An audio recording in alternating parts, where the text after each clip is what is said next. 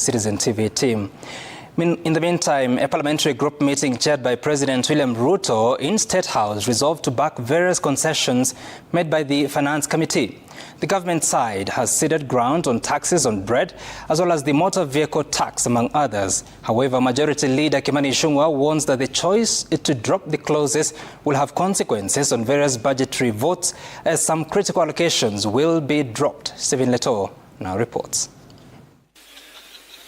A 2 weeks-long public participation exercise on the Finance Bill 2024, as well as mounting pressure on the government, has led to some significant changes to the Finance Bill 2024.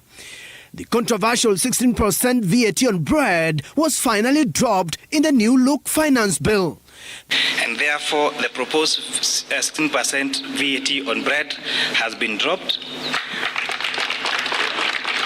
To support, again, on reducing the cost of living, we are doing something about vegetable oil so that we do not make it expensive for Kenyans. The motor vehicle tax that was to see car owners pay 2.5% of the value of the vehicle they own has also been dropped.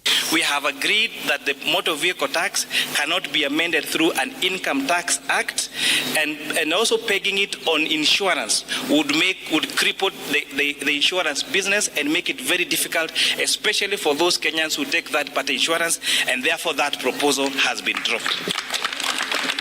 Kenyans had also raised concerns over the mobile money transfer services that were set to go up. The committee has dropped the clause. Transfer of mobile services is a key concern to many Kenyans, and therefore again we have proposed that we do not have any increase on taxation or mobile phone transfer. Sugarcane farmers have also been considered in the amendments that remove VAT on sugarcane transportation due to its bulky nature. Other proposed changes by the committee include removal of excise duty on edible oils, dropping of the eco-levy that will affect diapers and other products, as well as the items exemption for farmers and small businesses with a turnover of less than 1 million shillings.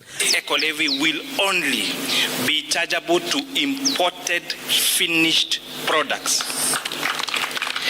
And therefore, all locally manufactured items, and especially including diapers and sanitary towels, will not be subject to eco-levy.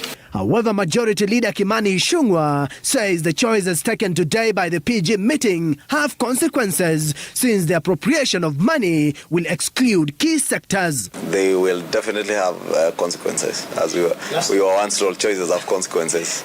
We have chosen to sacrifice as a part of our revenue yields, and therefore something has to give in. We should be able to see the total impact in terms of the revenue yields that we expected from this finance bill, and adjust the budget accordingly.